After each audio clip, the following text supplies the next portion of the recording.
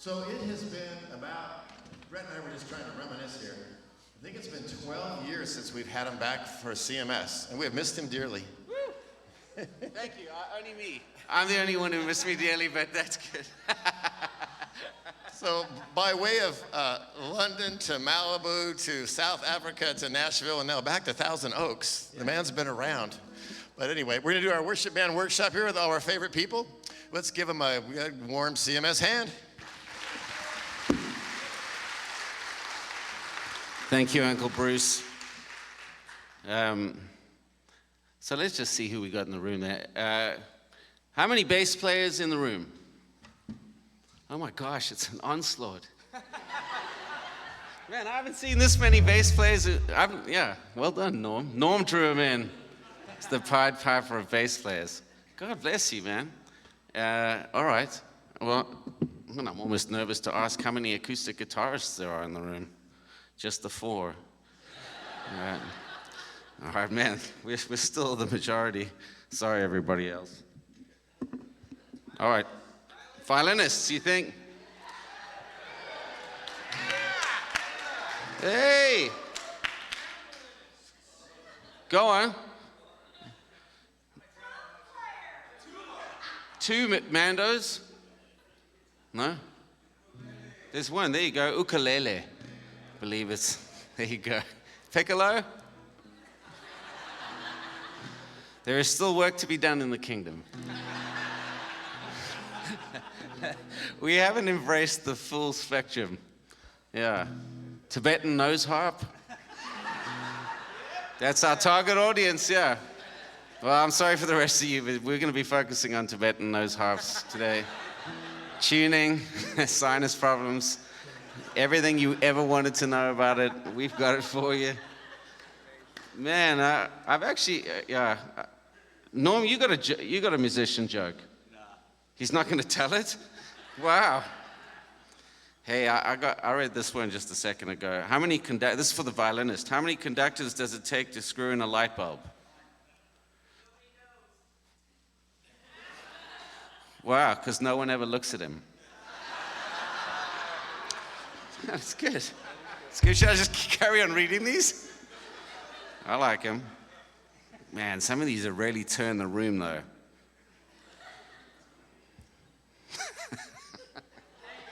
Okay, I gotta read it. This is why I only do CMS every 12 years. It takes like 12 years for the postcards of complaint to run out. What's the difference between a pianist and God? God doesn't think he's a pianist. What? What? Who are these people? It's terrible. You know what? I should be just doing like horn section orchestra jokes, because that's safe. And nose harpist jokes. What do you call a beautiful woman on a trombonist's arm? A tattoo. Oh, I gotta stop this. We gotta clear the air. Yeah.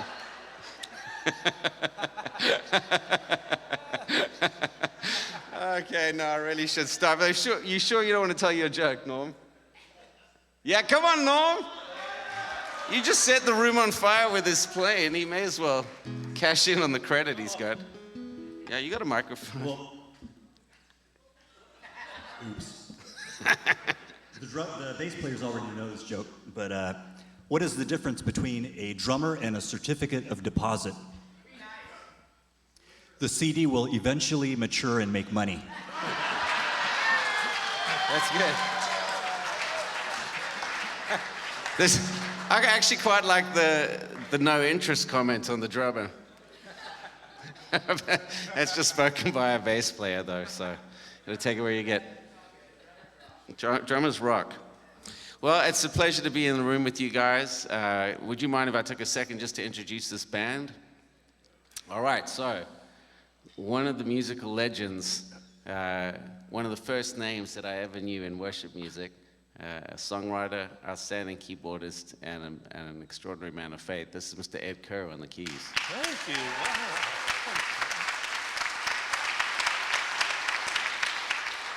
An inspiring man. Thank you. All right. No keyboardist jokes. Come on. I did that out of respect, Ed. Yeah. I have a few. No, I didn't. I told the worst joke of all about a pianist. Yeah. All right. And then over here, We've been playing together for the last year or so, maybe more. He's a child prodigy, not in music, just kidding. He was a child prodigy drummer. At the age of 16 or 17? 17, he was chosen to play with the band called Sonic Flood. Remember that band? And another band called Zilch. And he pretty much, imagine that. 16, man. All the things I couldn't do at 16. Playing with that band was definitely one of them. He's an incredible musician. He's played with another band called By the Tree as a drummer and also as the lead singer. He can play pretty much all the instruments on the stage. One of my favorite drummers is Mr. Aaron Blanton.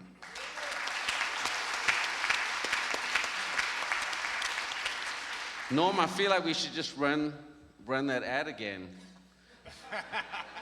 It was so good. I walked in, I was like, what is happening?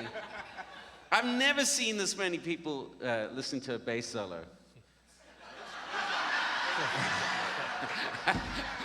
I mean, I'm just telling you honestly, it was unbelievable. Everyone was on the edge of their seats. That's right. Yeah, I posted it straight to Instagram, man.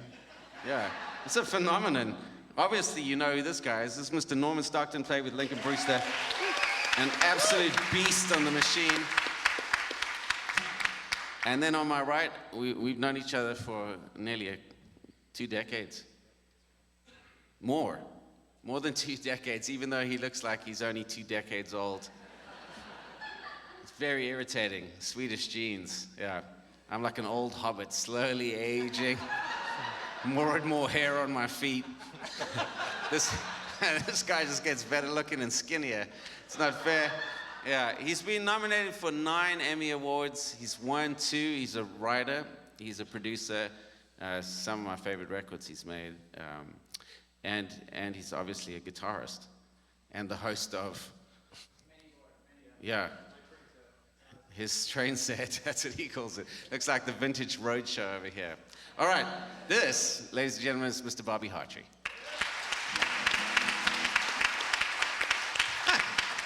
I love this man. Hopefully we're going to get to something that can be useful to you and your community. Why don't we start with Bob? Bob, if you were having a word with your younger self about to enter into the great wide world of worship guitar, what would you tell yourself?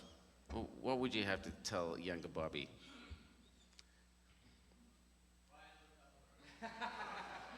Do you have a microphone?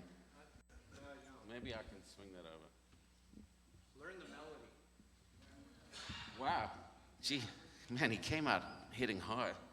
Came out swinging like my pianist joke. Yeah, because when in doubt, just go back to the home base of the song. Play the melody. You know, like if you have to solo, and you got no ideas, play the melody. Wow. Can't go wrong. That's good. That's what you tell yourself? I wish I had known that when I was 16, because I played a lot of questionable notes back then, for sure. Questionable, yeah. Debatable notes. Yeah. Very good. You want to talk? I like this. It's very rock and roll. It's very man. Axl Rose. Super, yeah. No, or Freddie Mercury. It's Robert Plant. Yeah. Totally. Somebody get this man a tank top.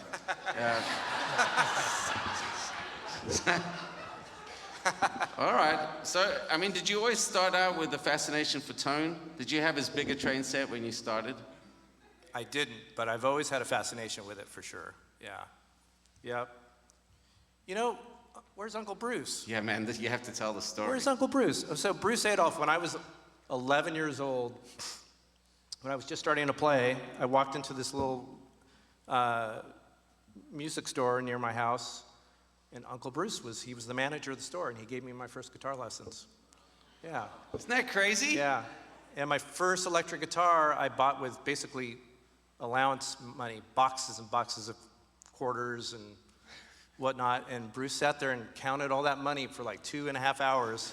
Amazing, man. Yeah. Yeah, man.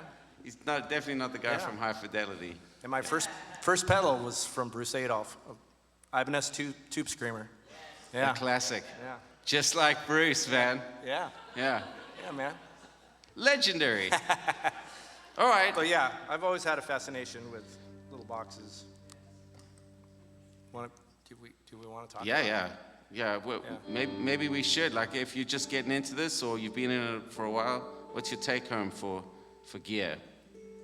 Well, somebody asked me earlier today if I was to stream it all down to 3 boxes, what would I use? And it's pretty easy for me to figure that out. I would have an overdrive pedal so I could just have a little bit of dirt on the guitar that I can clean up if I need to. So that gives you a lot of tonal range. So definitely an overdrive pedal, and then a delay pedal and a reverb pedal and a volume pedal. You can do most things with just those 3 or 4 pedals. Overdrive, delay, and volume pedal. Yeah. And And reverb, reverb, yeah. sorry. Those are 2 different things? Yeah. Yeah, I mean, that gives you a lot of range right there. I'm pretty blue collar when it comes to tone. Yeah. I mean, any questions for Bob? This is a fairly safe place. What's your favorite distortion? These days, it's the hot cake, which I think they're made in New Zealand, actually. It's a little. I like simple boxes.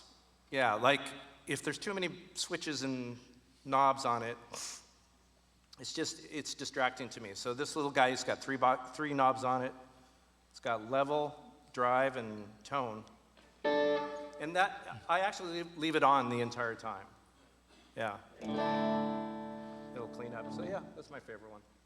But there's a lot of great boxes these days. Yeah. What information about being an electric guitarist would you like the other people in the band to know? Like, if there was something that you could go, hey, just before we start, it would be good if you knew this about electric guitar. Every electric guitar player is not comfortable until his tone is right. Yeah. So you got to give us a minute to get the tone right, you know? All right. Yeah. You need time to do that. Yeah. Yeah. There's no Yeah. way around that, eh? You just gotta. Just got to get comfortable. Yeah. Yeah. It's important. Yeah. It's a big deal. Wow, that's another question. What- Electric players play so loud and annoying before rehearsal. There you go. I feel like you can speak to this. Amazing.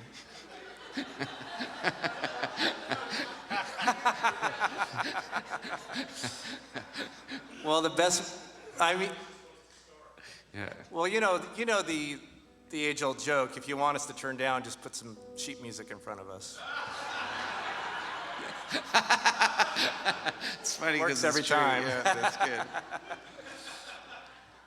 But there's No. no other way to do it, right? There is a stereotype. You know what, though? A lot of that is, it goes back to the tone thing, because there's a spot where things sound right and feels right. Now, these days you can get away with, they make a lot of low wattage amps that maybe if your guitar player's playing too loud, I'll pitch in for a low wattage amp for them, Or there's a lot of amp modelers Mine that are loves getting it. really good. But, in the old days, like we got a couple old amps back here, and there's a sweet spot, and if you turn them down too far, they just sound thin. They just sound plinky, they just sound, there's like no body to them. So you gotta turn them up, Angus. Sorry. All right. Yeah. Yeah. So we just need to leave a little margin for you to Yeah. get it all figured out. Yep, All right. it's true. Any other mildly passively aggressive questions for the? I don't know. I said it was reasonably safe. It didn't have to be completely safe. Yes, ma'am. Oh, yeah, exactly. Who's this guy with a weird accent? Amazing. Oh, jeez. Well, He is a Rhodes Scholar. Do you know that? Mr. Brenton Brown? Yeah, there you go. yeah. Goes a long way in the electric guitar community. That's what every electric guitarist hopes for his worship leader. Yeah. No, I'm no Rhodes Scholar. Well, I am a You Rhodes are. Scholar, but Yeah. I've had enough concussions to have knocked that right out of me. Oh, man. Board sport concussions are real, people. Pay attention. Yeah. Yes, they are. There you go. All the rhythm section guys. No, I'm just kidding. Yeah, so I'm a songwriter, and I've been hanging around bands and worship bands longer than my parents ever thought was going to happen. Yeah, I guess you can ask questions later, but save them. Uncle Ed. So I know a little backstory about Brenton, because I've worked with Paul Blosh for years, since the early 90s in East Texas, and he got to know you in South Africa or something. And That's right. It's interesting, you guys. I'm a classically trained, I have a master's degree in classical piano, and Paul and I, when we do this class, he'll say, so Ed, in fact, can you do me a favor and just get a pad going on electric and just sustain something like pad-ish? Let me get my tone right. Yeah, Give a me minute. 30 minutes. In the meantime, I have some jokes I want to share with you. Give me 30 minutes. Okay, so what he's playing right there is sort of like what a lot of keyboard players can play these days, where we sustain the first and fifth note of the scale. That's called a pad. So usually Paul's shtick with me is, so Ed, play me a little Chopin. So I do this little, something that's ridiculously busy. And then he'll say, so Ed, what do you do now in a worship band? And I'll play something like that, which is two notes that you don't move for the Wow, whole. that really hit home. So here's That's the good. intro. I hold those two notes, and the chords change, and nothing changes on the keyboard. So sometimes I sway side to side, just like, but I'm holding the same notes. So the point is, so here's the thing. I'm thinking when I play that Chopin piece, I don't think, well, for the second bar, I'm going to play this different. I'm going to play it differently. You play what the score says. But in modern worship, what I've enjoyed so much about this literature, it's not literature, these songs, and playing with Paul or Brenton or whoever is that if like for instance, your name, that is not sort of classical-ish stuff, but it sounds beautiful. I could have gone, and you just don't do that. So figure out, you have your skills, but that doesn't mean, Paul would gag. He would say, where's the trapdoor button? Paul would get if I did some of that. You just don't do it. But Man, I I will wanna tell you dig something deeper. about Paul Yeah. that happened this morning. How does that make you feel? You guys need to know that this can be a pressure-filled gig. I've worked with Paul forever. I know, whatever. But we were doing Behold Him, which I haven't played with him before. And when we started this morning, I did something like that. And he was like, well, Ed, it's really fuller voicings and kind of bigger and a little bit whatever. And I was like, oh my gosh, sorry I exist. So what I come in, I tend to come into these things thinking I'll kind of copy the record, but when it's live, it can be something different. So I taught a class this morning called That Too, meaning that just because Brenton's intro was so-and-so, it could be a million different intros, or you can do a lot of things but still present the song. So I just want to encourage you to, whatever your skill, whatever your chops are, to find a way to explore things, not just copy. There's great value in copying, but we can find other ways to play things, and you can kind of feel that in the room. Man, that was nice. That, oh, what was that? As opposed to always the same kind of thing. So anyway, cool, that's all. No, don't stop. Yeah, it's so Okay. good. That's All right, your stop. name, There by you the go. way. Just thought I'd share that. That's all. Hey Ed, serious question though. What's kept you close to the Lord? I mean, you were doing this before I even knew his name, you know? We made 8 tracks. What does that tell you? Yeah. It's been a while. Yeah. But honestly, it's something that, for me, it has to be real. I have to feel like I'm doing something that feels sincere. And if it's fake, it just doesn't sustain, I couldn't keep doing it. I lead worship at a church in Seattle now and wouldn't want to do anything else, but I'm really old and I have AARP membership but I still love this and I do, and because modern worship has changed the world. And we have a first service that does traditional hymns, and if I was to modernize a hymn, that would not go well. We have an organist we hire, and she does her thing, but then the modern service comes around, and we do these things. And it's impactful. So find what keeps you alive, please. And don't be alone. Paul and I are going to spend a lot of time together this weekend. And forgive me, but I call it barfing. I'll be able to barf what I'm going through on him. And it's such an important, I think you may have been that for Paul as well through the years, Brenton. We need somebody we can be real with. So if you feel lonely or discouraged or hiding stuff, please find someone you can talk to. And because otherwise it's going to start feeling stinky and fake, and it's not sustainable. So, Man, that's worth the price of admission. Thanks, Ed. yeah, Yeah. And you live in proof. yeah. Yeah. God's good, you know. You and There you go. yeah, what a good God. What a good God. Yeah, beautiful. Yeah. Sure. All right. That's good, man. Selah. Okay, Uncle Aaron. Let me get my microphone ready. Oh, and a pleasing radio voice. This kid does it all. All singing, all dancing. Okay, well, let's start with a question. We start with Bob. What would you tell Junior Blanton yourself when you were starting out? Play to a click. It's always a crowd Hands favorite. down. Yeah. You gotta play to a click. Oh, and if you're gonna play modern worship, you might as well just learn 4 on the floor. Because you can cover 90% of a catalog pretty much if you can. Wow. Encouraging yet Slightly tearing down at backhanded. the same time. Amazing. Yeah. Respect. Yeah. What is 4? Just kidding. Well, I'm just curious. Does anyone not know what 4 on the floor is? There's no shame here. I think it's a badge of honor. Some shame. But Even my mom's knows. Yeah, there's some shame. Someone shout out, no, There's some. there's a small degree of shame. All right. Okay, so play to a click, learn 4 on the floor. Talk to me about volume and tone, since, it's in the air. Yeah, well, for sure. We talked about that today a little bit in the workshop. You know, volume, it's a big deal in worship services and rooms like this where, this is the loudest instrument, maybe next to Bobby's amps. This is the loudest instrument. I'm feeling spicy, sorry. Yeah. But these It are doesn't loud. take you that long to get it sounding good.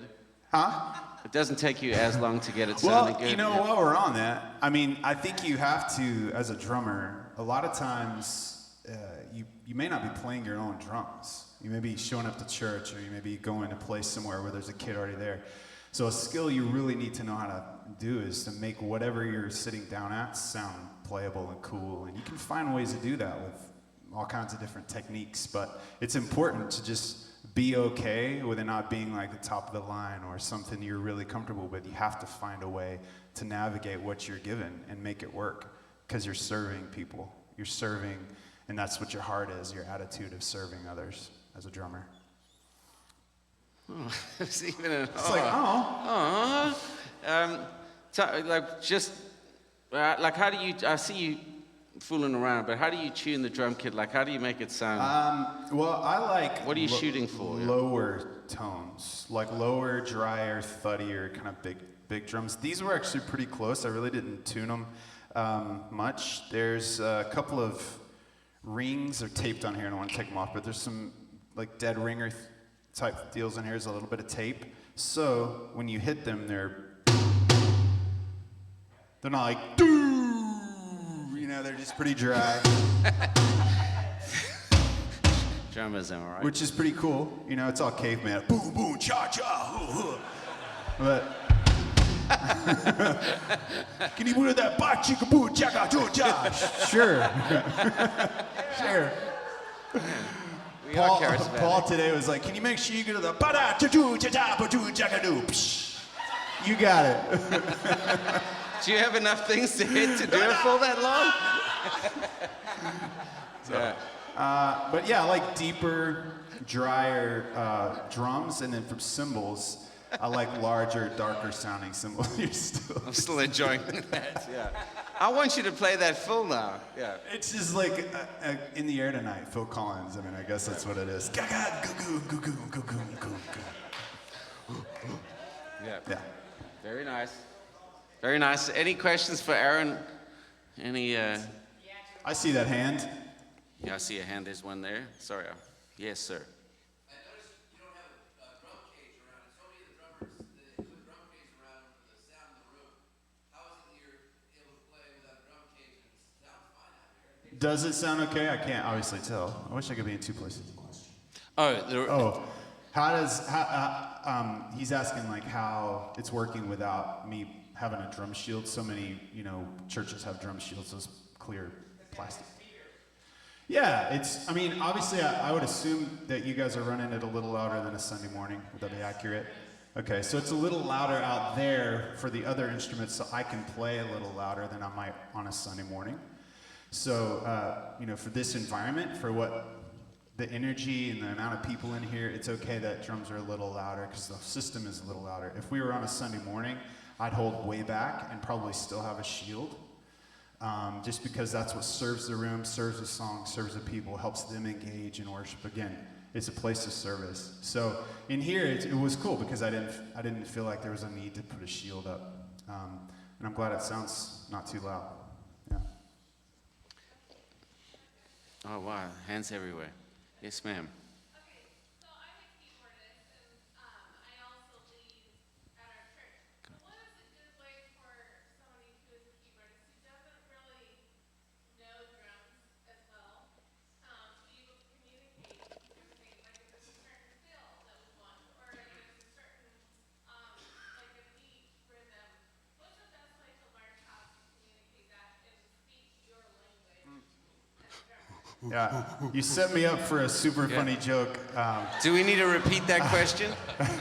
So she's asking how she plays keyboard, and she's like, for someone that doesn't play drums, how do I communicate a certain fill or a certain thing I want in a certain spot of a song? Great question. I really mean this. I know it's gonna be funny, but do exactly what Paul did today. Babo tutu jaga tuku boo tu tu tu. Every drummer's like, oh, okay, I got it.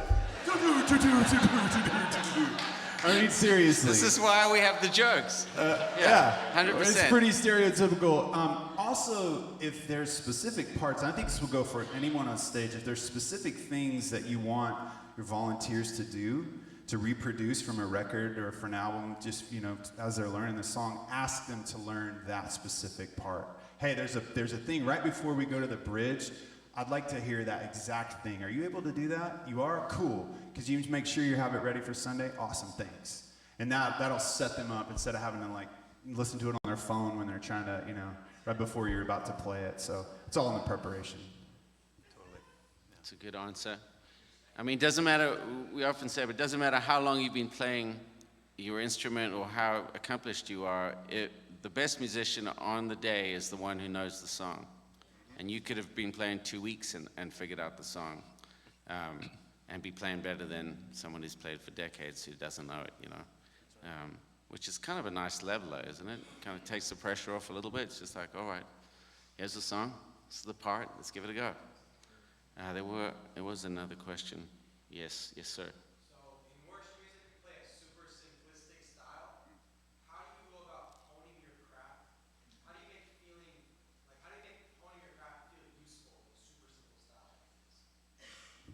style? Are you speaking specifically to drums? Yeah. Okay, so he's asking, how do you make the drums feel like I have a good feel but simple? Since worship is so simple, we still want to be improving as players in general. Sure. How do you make it feel useful when you're playing stuff like getting better to the point where you play stuff that's super complicated, but you're not going to play that on stage? Yeah. Well, I mean, that's a super good question. How do you're getting better and you're getting, where do you use chops like that too? Well, it's typically not on a Sunday morning environment. So let's first of all, I love the fact that, actually Norm is a great example. The guy can shred the bass. He shredded earlier. Everybody was just like, poof, right? But then this morning, he's just like, doom, doom, doom. expression, man. I mean, right? I mean, a little bit cool. I had to get him back for his joke earlier, but the reality is there's a time and a place for those chops, and there's a time and a place where you need to leave those chops somewhere else. And so knowing when it's a good environment to do those kind of things, that's half the battle right there. But you should be improving, but maybe you're not using the church stage to play those kind of more complicated stuff because it doesn't serve the song or the environment you're in. So I've always just said, let's look for other places. Be in a cover band or start a band or like practice in your garage and you can go nuts, right? And find other ways like Norm today was able to show us like the guy's got crazy skills and chops, and it was perfect for the environment when he was showing us some of what the ability God's given him to do. And then he's able to scale it way back and be simple when he needs to be. And I do think you need to be able to feel the music that you're playing. Like, so having a heart of a servant will only take you so far. Like, if it's all pouring out and nothing's coming back to you from serving, that's a good recipe for just like peeling off and burning out, you know? Eventually you're just like, oh, I can't do this. I mean, the first church I played in, I was electric guitar, and they wouldn't let me turn the amp on for the first 12 months.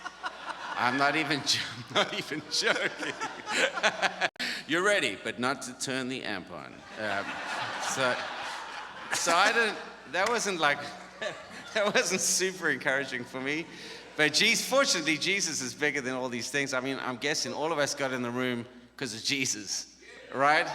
I mean, as cool as the bands are, we're here for Jesus, man. None of this makes sense without Jesus. So that's the gig. The gig is serving Jesus. But the church is pretty big. Like, if you want to play complicated, like, music that will flex and test you, man, modern gospel will. That's right. Dude, it's incredible. Like, yeah. So, I mean, that's happening any given Sunday, man. It's like, yeah. Here's a question over there. Yes, what if you have like a good drum set, but you don't have a drum? Man, that's a Jesus question. That's a Jesus question all day long. We have the boat, we don't have the fish. How are we going to feed these people, Jesus? It's a good start, though. Could be a good acoustic Sunday. I mean, I don't know. You know, I would say pray for God to bring a competent musician to your community. Reach out. Or a drummer, yeah. Too soon. Sorry, buddy. It's just sitting there. We're just sitting there. It's just sitting right there. Just kind of I'm sorry, man. Just Just sitting right there. Right there. Home run. Yeah, well all right. done. My bad. I'll back down now. I was making a serious prayer comment. So dumb. But I apologize, man. I do think I would pray for a musician or a drummer, and then I would seek, maybe connect with other churches in your area. I've actually had to do that when I was a worship pastor. We just needed a certain musician, and I had to call around and figure it out, and or do without. And so I know it's kind of really the option. And I would also say, you can still do amazing things without drums in a service. You can still have a really sweet, meaningful musical experience in worship without drum kit until God brings the person, Just some encouragement for you. Bring the person, Jesus. Show us. All right, that's a fair question. Yeah, it's all this blah, blah, blah. Let's see if these guys can actually play music. All right, so let's try something simple. We'll play 4 chords, G, C, E minor, and C. I know, I don't want to rush it. Yeah, hold it up. Take it easy, bass players. I'm not getting to you. No, Norm's coming, and be prepared. So we'll just play, and it'll be in 6/8, and we'll start off. This is not a bad way to start a worship rehearsal.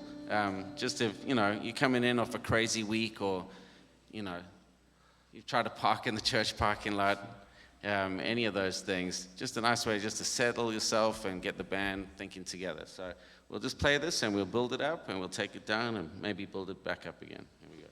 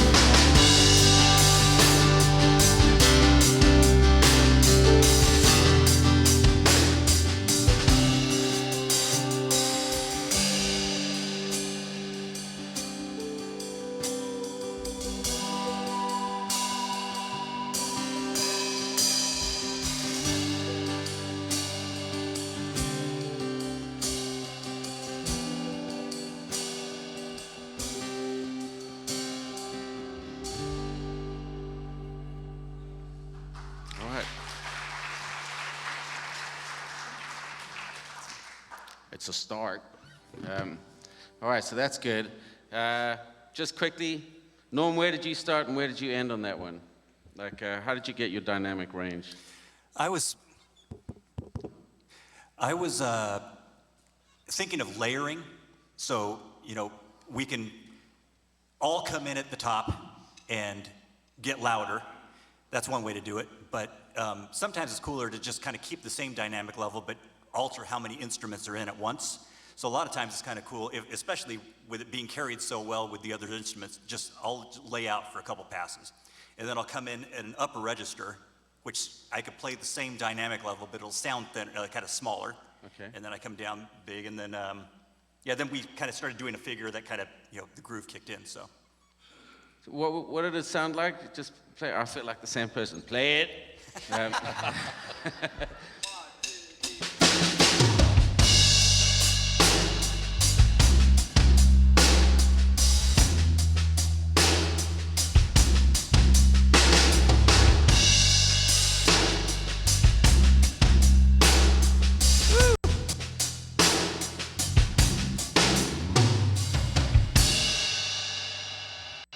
Deeply pleasing.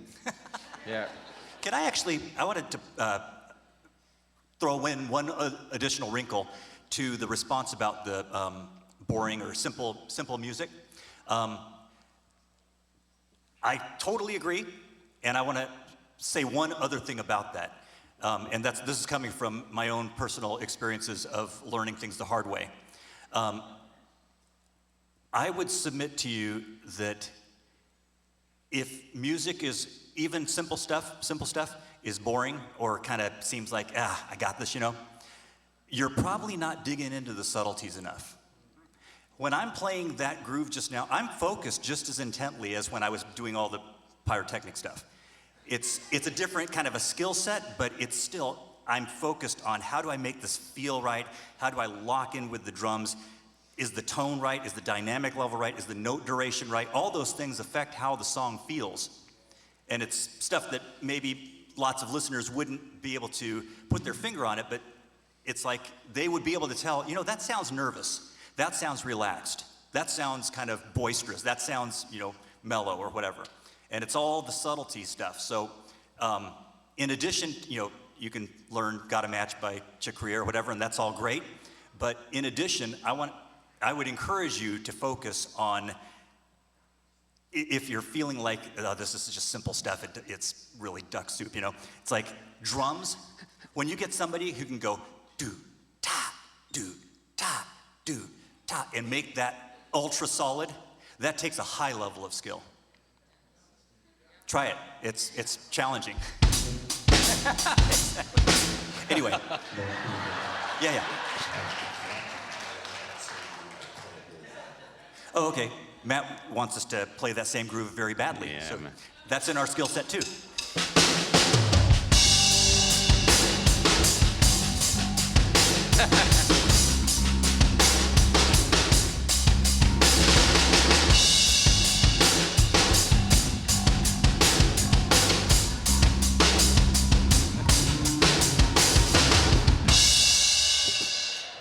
Yeah, I mean, pleasing in its own way. Yeah, Bob's like, yeah, all right.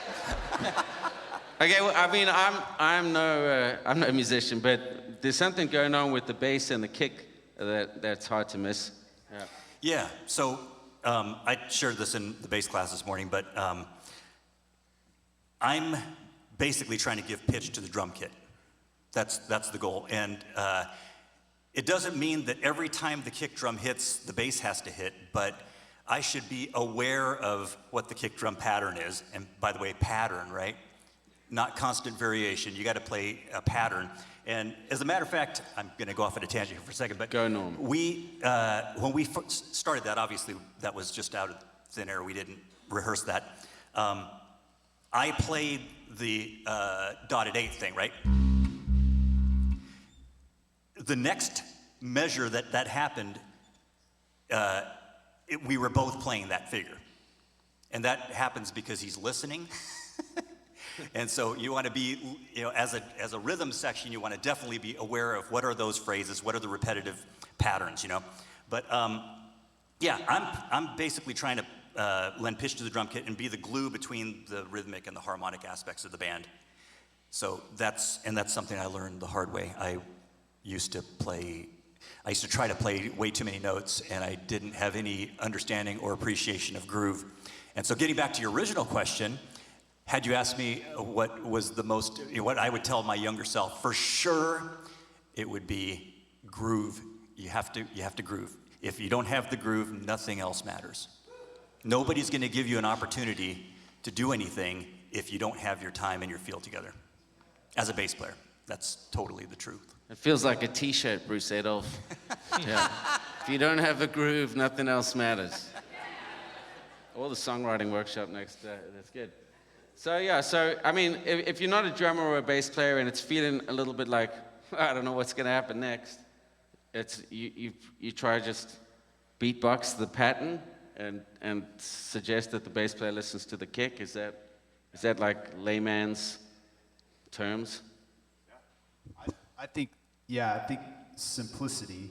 You can always ask if a player is too, and that's for any of us. If it's too much, if you're leading the band, you're the music director or the worship leader or whatever, and you're leading this rehearsal, you can ask for less or ask for a little more if it feels like it's too timid.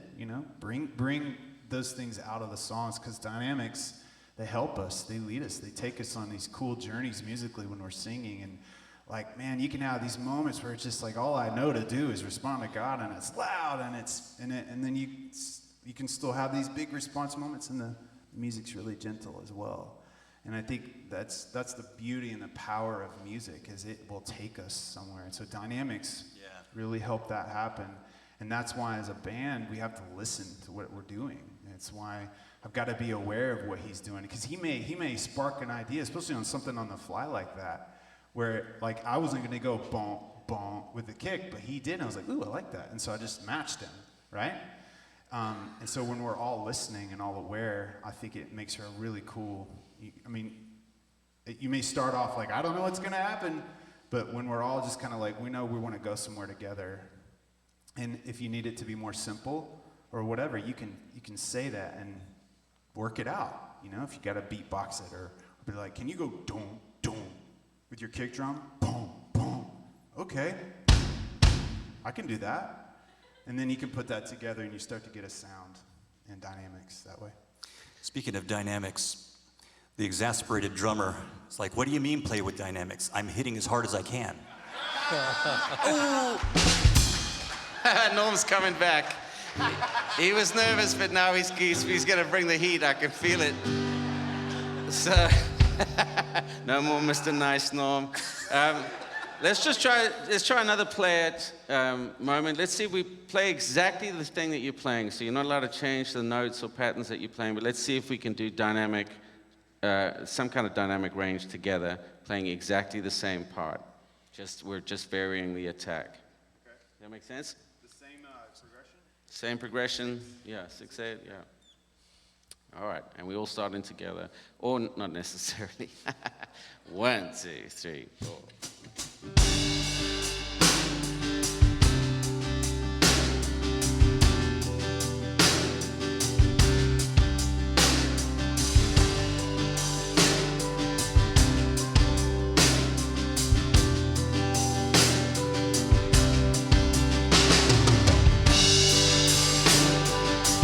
No fills.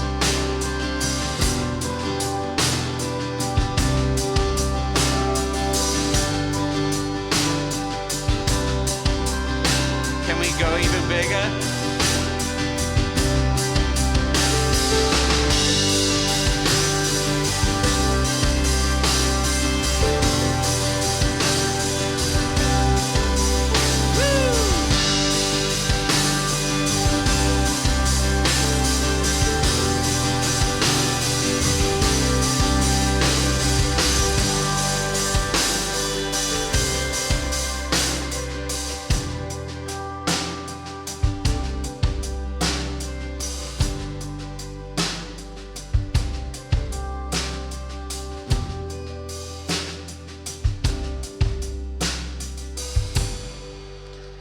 Wow.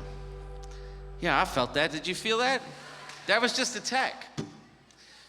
Bob, I hear electric guitarists talk a lot, use this phrase, gain structures.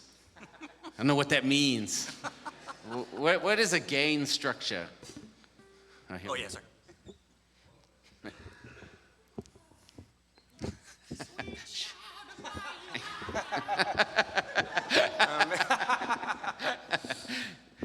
I mean, you're basically talking about different levels of distortion and overdrive and how you're hitting the amp. Does that So- affect the volume? Yeah. What's that? Yeah, the more gain structures, the more thick and more complex harmonics you'll get, more distorted, and you'll get a little more level. You get more volume. So like on what we were just doing, I just had an overdrive box on, and I was just basically riding my volume. So we started out, I just kind of.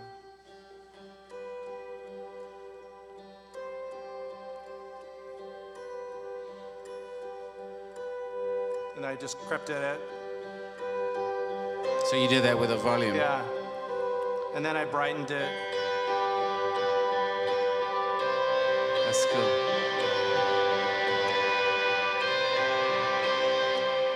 I darkened it at the end. You didn't use any of those things? No. Dude, the Antique Roadshow was entirely unnecessary. Yeah. That's right. Man, that's amazing, man. So that was all in there. Yeah, but it looks pretty. It adds weight to what we're saying, yeah. All right, we should probably take a couple more questions. The last thing I'd say is just to the worship leader or the music director, or if you happen to be the same person, you kind of set the vibe. You're the vibe control. Even if you don't know anything about music, you host the vibe in the rehearsal. So for me, like, all this stuff is important. As important is the vibe. Like, because it's hard. You've all been in the car on the way to church when someone's having an argument. It's quite hard to just communicate well with another person if the vibe's off. Like if you've just had a fight and it's unresolved, or people are just not feeling it.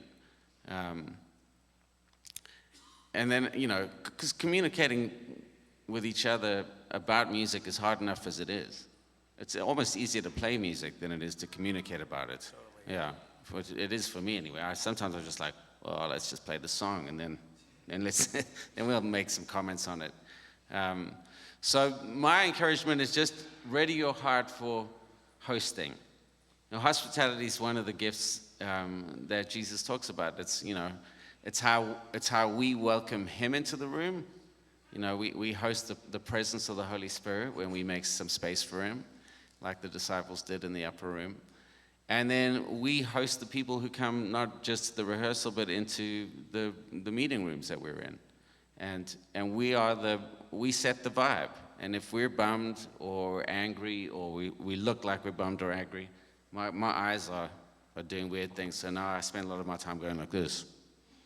And so my 13-year-old just came up to me and she's like, "Dad, are you mad at me?" I'm like, "I'm not mad at you. I just can't read this, you know?"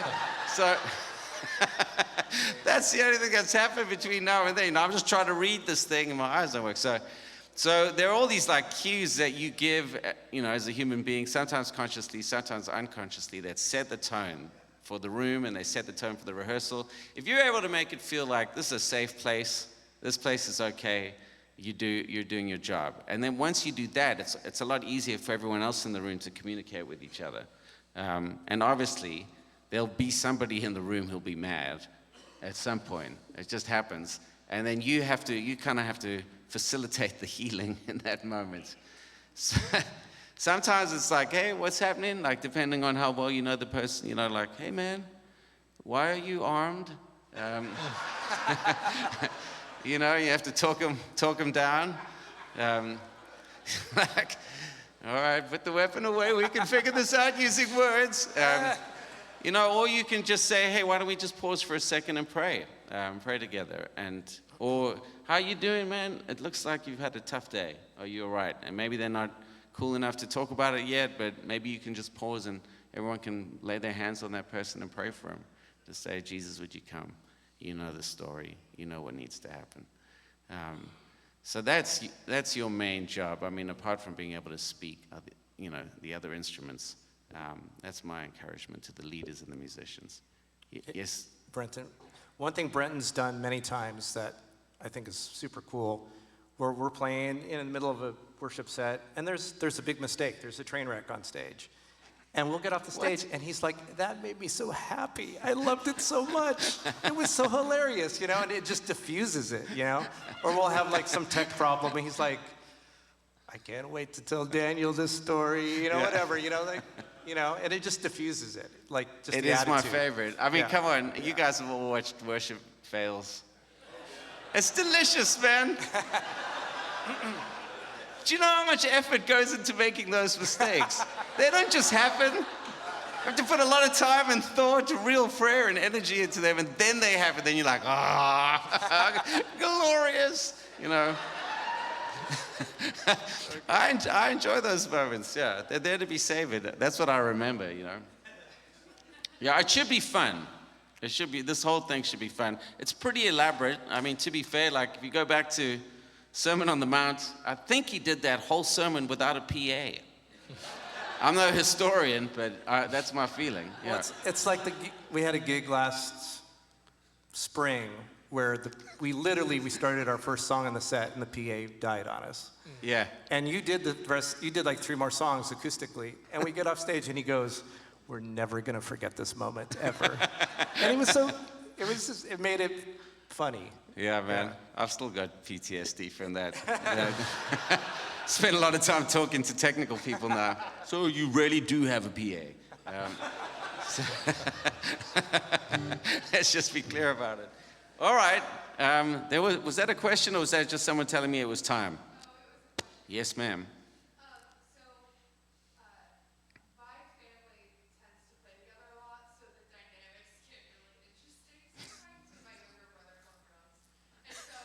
It's always the younger brother. If me as the worship leader, as the uncle or sister, gets off the cliff like I do constantly, does the whole band just need to follow the drummer? Because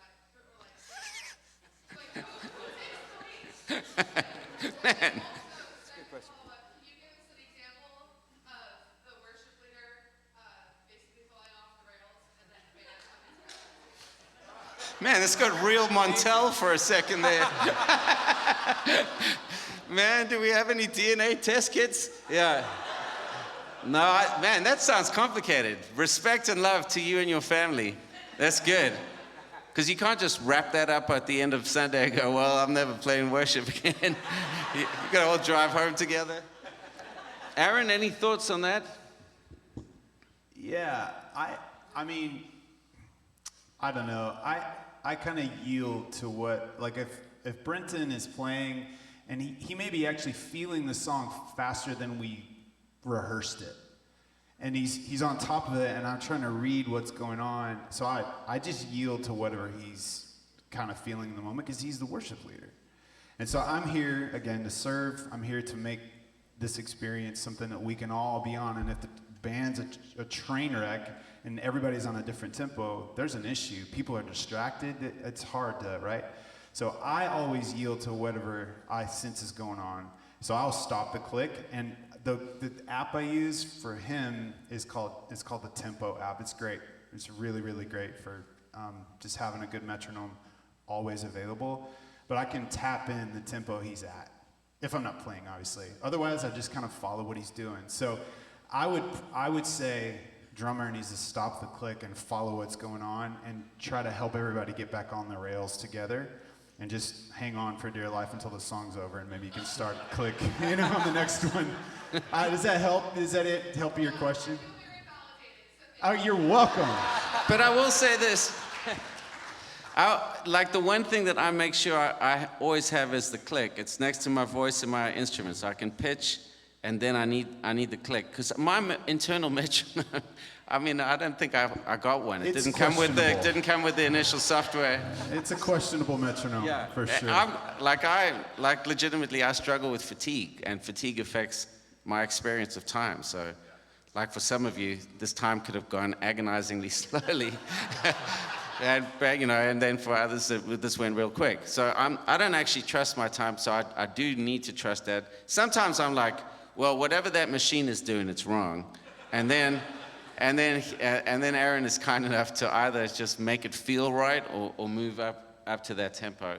But it's basically the biggest sound wins. I can't end a song if Aaron's not ready to end the song. I don't care who you are. There's just no ending. If there's a full going, you're along for the ride. That's what makes Christians like ideally suited for music, because Jesus' whole message was you serve the other person. You prefer another person. That's the crazy radical teaching of Jesus, right? It's like you're all in a room and we're all just sons and daughters before him. And we submit one to another. And I mean, that's the most radical thing about Christianity, I think. So there is like this, we should be good at going, okay. I mean, it shouldn't get to the point of discomfort where it's like, you go first. No, you go first. I insist, no, you. And we never start. It should be functional, but we defer to one another. 2 minutes, hands going up everywhere. Can you make this stop? Yes, sir.